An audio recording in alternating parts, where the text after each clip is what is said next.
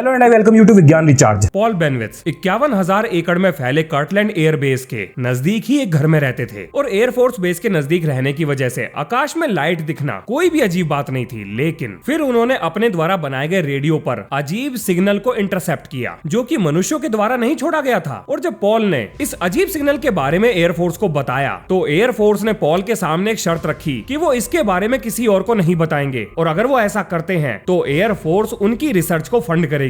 और बिल्कुल वैसा ही हुआ और ये उनके जीवन की सबसे बड़ी गलती थी क्योंकि उन्होंने कुछ ऐसा ढूंढ लिया था जो एयरफोर्स नहीं चाहती थी कि किसी को भी पता लगे और इसीलिए उन्हें मेंटल हॉस्पिटल पहुंचा दिया गया। आइए जानते हैं क्या था पूरा माजरा। सितंबर 29, 1927 को पैदा हुए पेशे से electronic engineer Paul Frederick Benwitz junior world war 2 के दौरान कोस्ट गार्ड के लिए रेडियो इलेक्ट्रॉनिक इंजीनियर का काम कर चुके थे, तो उन्हें रेडियो की बहुत अच्छे से नॉलेज थी। और 1953 में रिटायरमेंट के बाद उन्होंने अपनी इंजीनियरिंग नॉलेज का इस्तेमाल करके एक बिजनेस खड़ा करने के बारे में सोचा और वो अपनी पत्नी के साथ न्यू मैक्सिको शिफ्ट हो जाते हैं जहां वो थंडर साइंटिफिक नाम की कंपनी की शुरुआत करते हैं जो ह्यूमिडिटी सेंसर्स बेचा करती थी। ये कंपनी आज भी अपना बिजनेस करती है, लेकिन इस कंपनी के जो क्लाइंट थे वो बड़े इंटरेस्टिंग थे। थंडर साइंटिफिक मेनली अपना बिजनेस नासा और एयरफोर्स के साथ करती थी। अब इन दोनों से इन्हें इतना बिजनेस मिला कि इन्होंने कर्टलैंड एयर बेस के पास ही एक घर और रिसर्च लैब बनाकर तैयार कर ली ताकि बिजनेस से जुड़ी हुई मीटिंग्स और आने जाने में समय की बचत हो सके। अब कर्टलैंड एयर बेस भी अपने आप में बहुत खास जगह थी क्योंकि कर्टलैंड एयर बेस 51,000 एकड़ में फैला हुआ था और इस बेस पर 23,000 लोग रहते थे।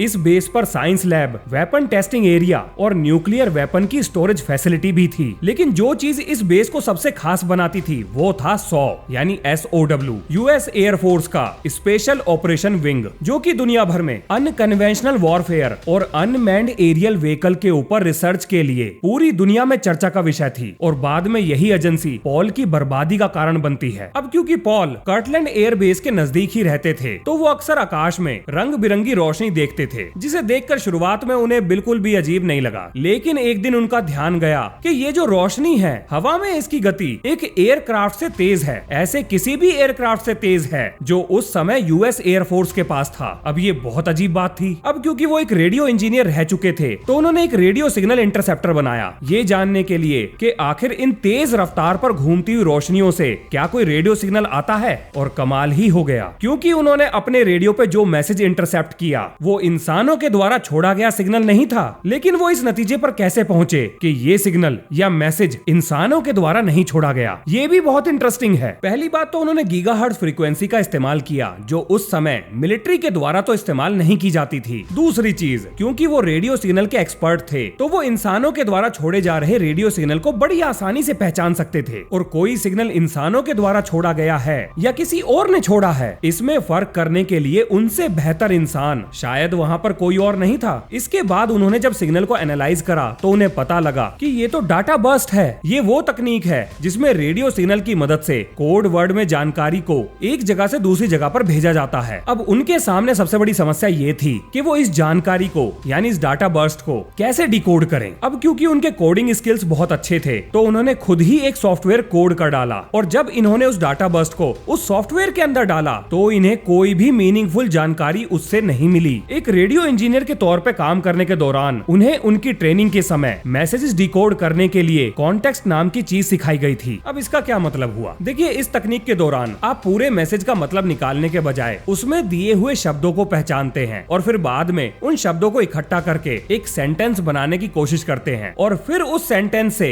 जानकारी निकालने की कोशिश करते हैं यानी कि मतलब बनाने की कोशिश करते हैं। एक उदाहरण के लिए आप ऐसे समझो, मान लो मुझे संतरे का जूस पीना है और जाहिर सी बात है अगर मैं ये काम करने के लिए किसी और से कह रहा हूँ तो कुछ शब्द ऐसे होंगे जो हर भाषा में कॉमन होंगे जैसे संतरा, जूस, पीना। अब ये शब्द पूरे मैसेज में चाहे कहीं पर भी आए, लेकिन अगर मुझे ये शब्द मिल जाएं तो मैं इन्हें जोड़ तोड़ कर शायद काम की जानकारी निकाल पाऊं और इसी तकनीक को कॉन्टेक्स्ट कहा जाता है और ये तकनीक मिलिट्री इंटेलिजेंस का हिस्सा है, आज भी इस्तेमाल होती है। आपको क्या लगता है भारत की सीक्रेट सर्विस एजेंसी यानी रॉ या IB आतंकवादियों द्वारा देश की सुरक्षा से जुड़े हुए मैसेजेस को कैसे डिकोड करती है? बहुत सारी इस्तेमाल की जाने वाली तकनीकों में से ये भी एक तकनीक है। चलो वापस चलते हैं मुद्दे पर। अब पॉल के द्वारा डिकोड करे गए मैसेजेस में उन्हें कोई मीनिंगफुल जानकारी तो नहीं मिली थी तो उनके दिमाग में ख्याल आया कि क्यों ना सेम फ्रीक्वेंसी पर एक मैसेज भेजकर उसी से ये जानकारी मांग ली जाए जो ये मैसेजेस छोड़ रहा है कि भाई तुम्हारा ये जो मैसेज है मैंने इंटरसेप्ट तो कर लिया, लेकिन मुझे इसमें समझ में नहीं आ रहा कि तुम कहना क्या चाहते हो, तो जरा ऐसी भाषा में बताओगे जो मैं समझ सकूं। मतलब आ बैल मुझे मार, वो वाला काम होने ही वाला था, और मैं मजाक नहीं कर रहा हूँ, सीरियसली यही हुआ था। पॉल ने सेम फ्रीक्वेंसी पर एक मैसेज भेजा और इसके बाद रिप्लाई भी आ गया। अब जो रिप्लाई में उन्हें मैसेज मिले थे उनको भी समझना मुश्किल था, लेकिन धीरे धीरे प्रोग्रेस करते हुए उन्होंने कुछ मैसेज डिकोड कर लिए और उन मैसेजेस में जो लिखा था वो ठीक नहीं था। पॉल को इस बात पर पूरा भरोसा हो गया था कि एलियन इन्वेजन इनएविटेबल है, ये होकर ही रहेगा, तो ये उसकी ड्यूटी है कि वो इस चीज की जानकारी अपने देश की सरकार को दे, अपनी मिलिट्री को दे, एयरफोर्स को दे। और पॉल ने अपना पूरा डाटा अपने द्वारा डिकोड करे गए सारे मैसेजेस एक जगह इकट्ठा करके एयरफोर्स में अपने कॉन्टेक्ट्स का इस्तेमाल करके हायर अथॉरिटीज तक पहुंचा दिए। अब जरा आप सोचिए कि यहाँ पर क्या हुआ होगा। नॉर्मल कंडीशन में जब आप गवर्नमेंट के पास ऐसी कोई चीज लेकर जाओगे तो क्या होगा, गवर्नमेंट उसे रिजेक्ट कर देगी, आपको दिमाग का इलाज कराने के लिए कहेगी। सरकार ऐसी बात को क्यों एक्सेप्ट करेगी जिससे लोगों के बीच में पैनिक क्रिएट हो जाए। लेकिन पॉल के केस में बिल्कुल उल्टा हुआ। पॉल को पूरा सीरियसली लिया गया क्योंकि उनके द्वारा डिकोड करे गए मैसेजेस में बहुत अहम जानकारियां छुपी हुई थी। और अब यहाँ पर एंट्री होती है OSI की, यानी office of special investigation. OSI की टीम पॉल के द्वारा की गई रिसर्च को बहुत ध्यान से एनालाइज करती है और इसके बाद एंट्री होती है एजेंट रिचर्ड डॉटी की, जिनको पॉल का केस दिया गया। एजेंट रिचर्ड डॉटी पॉल के घर जाकर उनके सारे इक्विपमेंट्स को चेक करते हैं, उनके द्वारा डाटा को एनालाइज करने के तरीके को समझते हैं, यहाँ तक कि उनके द्वारा बनाए गए रेडियो इक्विपमेंट की एक एक डिटेल को नोट करते हैं कि आखिर उन्होंने इसे कैसे बनाया, कैसे मैसेजेस को इंटरसेप्ट किया, किस तरीके से डिकोड किया और वो इस नतीजे पर कैसे पहुंचे कि ये एक एलियन सिग्नल है। अब डॉटी की रिपोर्ट के आधार पर एयरफोर्स पॉल की रिसर्च में पैसा लगाने को तैयार हो जाती है, लेकिन एक शर्त रखती है कि वो अपनी रिसर्च की फाइंडिंग्स को किसी के साथ भी साझा नहीं करेंगे, वो सीधा एयरफोर्स को रिपोर्ट करेंगे। और क्योंकि एयरफोर्स के पास पैसे और रिसोर्स की कोई कमी नहीं थी तो पॉल खुशी खुशी इस चीज पर राजी हो जाते हैं। पॉल एयरफोर्स और रिचर्ड डॉटी को ये यकीन दिलाने में कामयाब हो जाते हैं कि वो एलियंस को हराने के लिए कोई ना कोई तरीका जरूर ढूंढ निकालेंगे, क्योंकि पॉल को इस बात पे पूरा भरोसा था कि एलियन अटैक तो होगा, तो उससे बचने के लिए और एलियंस को हराने के लिए हमें जल्द ही टेक्नोलॉजी को डेवलप करना पड़ेगा। और वो एक पैट्रियोटिक इंसान की तरह, यानी देशभक्त की तरह अपने देश को बचाने के लिए, ह्यूमैनिटी को बचाने के लिए, इंसानियत को बचाने के लिए दिन रात काम करने लग जाते हैं। अब यहाँ पर एंट्री होती है बिल मूर की। ये वो इंसान था जिसने पूरा गेम ही पलट दिया। अब इससे पहले कि मैं आपको ये बताऊं कि इन्होंने क्या किया था, जरा ये जान लो कि इस आदमी को सब लोग सीरियस क्यों लेते थे। 1943 में पैदा हुए बिल मूर एक UFO रिसर्चर थे और यही वो इंसान थे जिन्होंने 1980 में रोजवेल इंसिडेंट के ऊपर किताब लिखी थी, क्योंकि इनकी किताब से पहले CIA ने रोजवेल इंसिडेंट को पूरी तरह से छुपाने में कामयाबी हासिल कर ली थी। यानी ये इंसान CIA की ऊट पटांग हरकतों की जड़ें खोद रहा था, लेकिन बाद में चल के ये CIA के लिए काम करने लग जाता है, मैजेस्टिक 12 के लिए काम करने लग जाता है। और कमाल की बात ये है, ये CIA को डबल क्रॉस करता है। इस इंसान के ऊपर तो पूरी पिक्चर बन सकती है। अब इस जानकारी से आपको बिल मूर के बारे में मोटा मोटा आइडिया लग गया होगा, तो वापस चलते हैं मुद्दे पर। अब मैं आपको यहाँ पर दो चीजों के बारे में बता देता हूँ, एक तो रोजवेल इंसिडेंट और एक मैजेस्टिक 12। ऐसा माना जाता है कि रोजवेल न्यू मैक्सिको में अमेरिका के हाथ UFO स्पेसशिप लगा था, एलियंस लगे थे, और पूरे अमेरिका में UFO से जुड़ी हुई कोई भी घटना या जानकारी मैजेस्टिक 12 की मर्जी के बिना कहीं पर भी नहीं छपती थी। अगर आपने मेरी निकोला टेस्ला सीरीज देखी है या प्रोजेक्ट ब्लू बुक देखा है तो आपको मैजेस्टिक 12 के बारे में पता होगा। अब क्योंकि बिल मूर उस समय CIA के लिए काम कर रहे थे तो वो पॉल से कांटेक्ट करते हैं और जल्द ही दोनों के बीच में दोस्ती हो जाती है। वो जल्दी एक दूसरे से मिलना शुरू कर देते हैं और क्योंकि दोनों UFO पर रिसर्च कर रहे थे तो एक दूसरे के साथ जानकारियां भी साझा करते हैं। एक दिन पॉल बिल मूर को बताते हैं कि वो लगातार 2-3 सालों से एयरफोर्स को अपनी रिसर्च से जुड़ी हुई जानकारियां दे रहे हैं, लेकिन एयरफोर्स बदले में उन्हें कोई भी इनपुट नहीं दे रही है। उन्हें ये भी नहीं पता कि एयरफोर्स उन्हें सीरियस ले भी रही है कि नहीं। ये बात सुनकर बिल मूर पॉल को एक फाइल देते हैं जिसमें बहुत ही हैरान करने वाली जानकारियां लिखी थी, और ये फाइल कोई मामूली फाइल नहीं थी, बल्कि ये फाइल जुड़ी थी प्रोजेक्ट एक्वेरियस से। अब प्रोजेक्ट एक्वेरियस अपने आप में एक अलग वीडियो डिमांड करता है, तो इसके ऊपर फिर कभी बात करेंगे। लेकिन आप ये जान लो कि इस फाइल में ये लिखा था कि पॉल के द्वारा भेजी जा रही जानकारी को एयरफोर्स इंटेलिजेंस बहुत ध्यान से स्क्रूटनाइज कर रही थी। अब ये चीज पॉल को बहुत हैरान करती है, क्योंकि अगर एयरफोर्स पॉल के द्वारा दी जा रही जानकारी को सीरियस ले रही थी तो उन्होंने ये पॉल को क्यों नहीं बताया। उन्हें ऐसा लगता है कि एयरफोर्स जरूर कुछ छुपा रही है। तो एयरफोर्स क्या छुपा रही थी ये जानने के लिए पॉल अपना ग्लाइडर लेकर आसपास के एरिया में उड़ान भरते हैं। अब पॉल जिस एरिया में उड़ान भरते हैं वो रेस्ट्रिक्टेड जोन था, यानी कि उस उस एरिया में सिर्फ एयरफोर्स के ही एयरक्राफ्ट उड़ सकते थे, लेकिन पॉल क्योंकि एयरफोर्स के लिए काम कर रहे थे तो उन्हें ये परमिशन मिल जाती है। अब अपनी इस उड़ान के दौरान पॉल को जो चीजें मिलती हैं वो सच में हैरान करने वाली थी। वो देखते हैं कि नीचे डोम्स बने हैं, जमीन के नीचे वेंट जा रहे हैं, बड़े बड़े टावर बने हुए हैं। अब पॉल को ये बात समझ में नहीं आती कि आखिर एयरफोर्स इस अजीब सी दिखने वाली चीजों के साथ क्या कर रही है। वापस आने पर पॉल जब रेडियो मैसेजेस को दोबारा इंटरसेप्ट करते हैं तो उन्हें एक हैरान करने वाली जानकारी मिलती है। उन्हें पता लगता है कि एयरफोर्स तो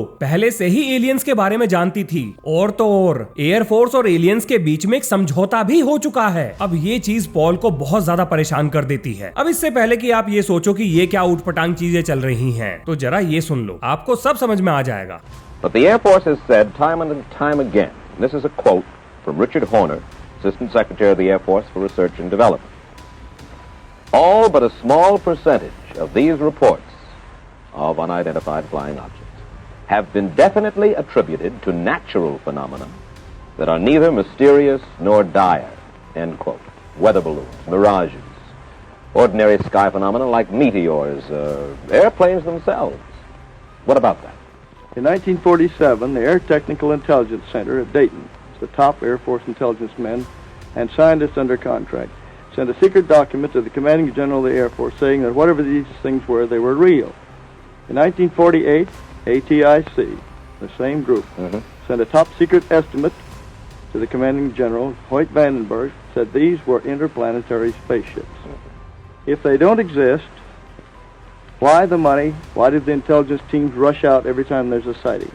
अब पॉल को ऐसा लगता है कि नेशनल सिक्योरिटी कॉम्प्रोमाइज हो चुकी है, क्योंकि एलियंस मनुष्यों के बीच में मनुष्य बनकर अपने एजेंडे को आगे बढ़ा रहे हैं। तो पॉल एक रिपोर्ट तैयार करते हैं जिसका नाम था प्रोजेक्ट बीटा, और इस रिपोर्ट को वो अपने भरोसेमंद लोगों को भेजते हैं जो एयरफोर्स में, CIA में, यहाँ तक कि प्रेसिडेंट ऑफिस में भी काम करते थे। लेकिन उन्हें एक ही जवाब मिलता है कि सरकार ने प्रोजेक्ट ब्लू बुक बंद कर दिया है और अब अमेरिका में कोई भी UFO की इन्वेस्टिगेशन नहीं हो रही है, जो कि बिल्कुल झूठ था। जिसका सबूत था प्रोजेक्ट एक्वेरियस जो मैजेस्टिक 12 की निगरानी में चल रहा था। अब पॉल दोबारा उड़ान भरते हैं और अब जो उन्हें दिखाई देता है ये सच में होश उड़ा देने वाला था, क्योंकि उन्हें एयरफोर्स की धरती पर एक अनआइडेंटिफाइड फ्लाइंग ऑब्जेक्ट यानी कि UFO जमीन पर उतरा हुआ दिखाई देता है। आसपास की जमीन जली हुई थी। अब देखिए, क्योंकि पॉल इन्वेस्टिगेशन कर रहे थे तो उन्होंने हर चीज का फोटो खींचा था, जो फोटोग्राफ्स आज भी मौजूद हैं पर पब्लिक डोमेन में अवेलेबल नहीं है। लेकिन CIA ने ये बात खुद एडमिट की है कि पॉल के द्वारा खींचे गए फोटोग्राफ्स बिल्कुल असली थे। अब ये बात पॉल को अंदर ही अंदर खाने लगती है। उन्हें समझ में ही नहीं आता कि कोई भी उनकी बातों पर यकीन क्यों नहीं कर रहा, और धीरे धीरे उनकी मानसिक हालत बिगड़ने लगती है। उन्होंने खाना छोड़ दिया था। वो रात रात भर जागकर एलियंस को हराने के लिए स्ट्रेटेजीज और हथियार को डेवलप करने पे काम करते हैं जो उन्होंने बना लिया था। पॉल को बस एक ही चिंता थी कि वो किसी तरह से धरती को एलियन अटैक से बचा लें, और इसके लिए उन्होंने अपनी पूरी जान लगा दी। लेकिन क्योंकि एलियंस इंसानों के बीच में थे तो वो किसी पर भी भरोसा नहीं कर सकते थे। उन्होंने अपने पूरे घर को किले में तब्दील कर दिया, हर खिड़की दरवाजे पर कीलों से फट्टे ठोक दिए। और जब बिल मूर उनसे मिलने आए तो पॉल ने बताया कि एलियंस उनके पास आए थे और एलियंस ने उनके हाथ में अजीब केमिकल के इंजेक्शन लगाए हैं और वो उनको अपने साथ लेकर चले गए। और जब उनकी आंखें खुली तो वो वापस अपने घर में ही थे। अब इस बात को बिल मूर ने भी एक्सेप्ट किया और एयरफोर्स ने भी एक्सेप्ट किया कि पॉल के हाथों में बहुत सारी निडल्स के निशान थे। पॉल की दिमागी हालत दिन प्रतिदिन खराब होती ही जा रही थी और उन्हें फिर हॉस्पिटल में एडमिट कराना पड़ा, जहां सन 2003 में उनकी मौत हो गई। लेकिन सच तो ये था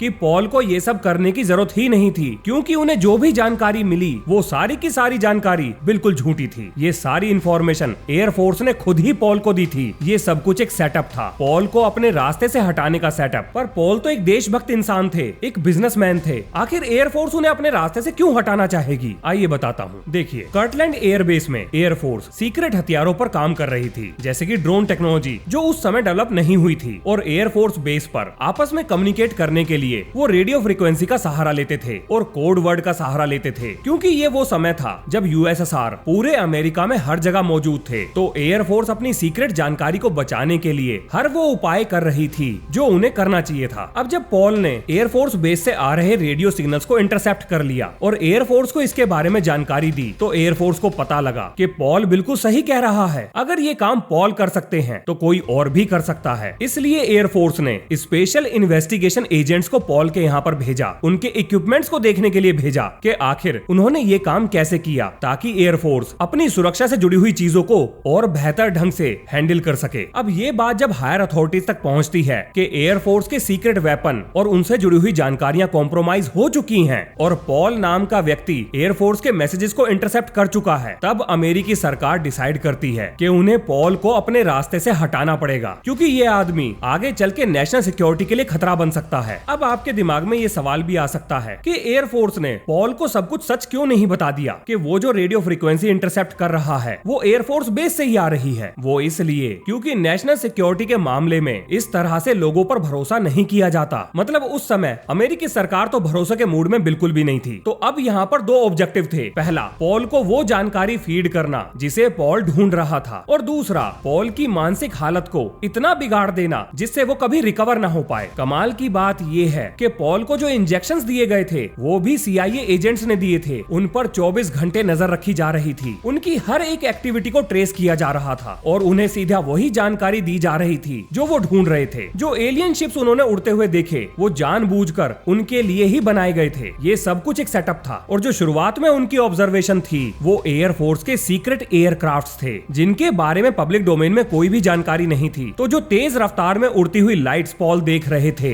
उनके बारे में पॉल को तो नहीं पता था, लेकिन एयरफोर्स जानती थी कि वो उनके सीक्रेट प्रोजेक्ट का हिस्सा है। और इसीलिए एयरफोर्स ने रिचर्ड डॉटी को पॉल के पास भेजा और उन्हें ऐसी जानकारी फीड करी कि पॉल बिल्कुल सही है, जिससे पॉल का कॉन्फिडेंस और बढ़ गया, क्योंकि पॉल को ऐसा लगा कि वो अपने देश के लिए काम कर रहे हैं, नेशनल सिक्योरिटी के लिए काम कर रहे हैं। तो एक ट्रू पैट्रियट होने की वजह से, एक देशभक्त होने की वजह से उन्होंने पूरी जान लगा दी, लेकिन उनके देश की सरकार ने ही उन्हें धोखा दे दिया। यहाँ पर पॉल गवर्नमेंट के काउंटर इंटेलिजेंस प्रोग्राम का शिकार बन गए थे। इस प्रोग्राम के अंतर्गत देश में मौजूद वो सारे लोग जिनकी नीतियां गवर्नमेंट से बिल्कुल अलग थी, गवर्नमेंट के साथ अलाइन नहीं हो रही थी, उन्हें काउंटर इंटेलिजेंस प्रोग्राम के अंतर्गत टारगेट करके या तो उनकी क्रेडिबिलिटी को पूरी तरह से खत्म किया जा रहा था या फिर पॉल की तरह उन्हें अपने रास्ते से हटाया जा रहा था। अब पॉल अकेले इंसान नहीं थे जो गवर्नमेंट के काउंटर इंटेलिजेंस प्रोग्राम का शिकार हुए थे, बल्कि बहुत सारे लोग थे और इस काम को करने के लिए बिल मूर और रिचर्ड डॉटी दोनों ने बहुत अहम भूमिका निभाई थी। जब बिल मूर ने अपनी रोजवेल इंसिडेंट पर किताब पब्लिश करी तो वो लोगों के बीच में बहुत पॉपुलर हो गए और उसके बाद रिचर्ड डॉटी ने उन्हें कांटेक्ट किया जो कि सरकार के लिए काम कर रहे थे और बिल मूर से कहा कि अगर वो सरकार के डिसइंफॉर्मेशन कैंपेन का हिस्सा बन जाते हैं, यानी लोगों का ध्यान UFO से हटाते हैं, तो वो उनकी पर्सनल रिसर्च के लिए उन्हें वो डॉक्यूमेंट्स प्रोवाइड करेंगे, उस रिसर्च का हिस्सा बनवा देंगे जो UFO से जुड़ी हुई रिसर्च इस समय गवर्नमेंट कर रही है। लेकिन अमेरिकी सरकार का कभी भी ये प्लान नहीं था,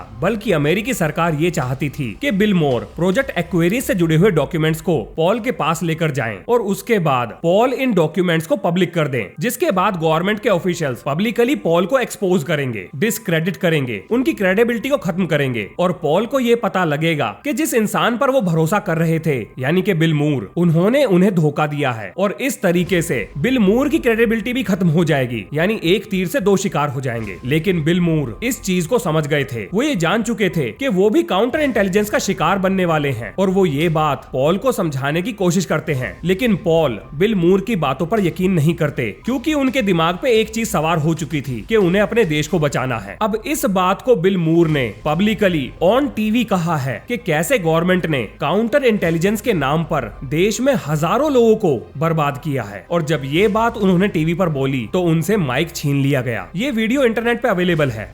And that they were actively trying to defuse him by pumping as much disinformation through him as he could possibly absorb. Being a very small part of that process gave me, I thought, something of an advantage.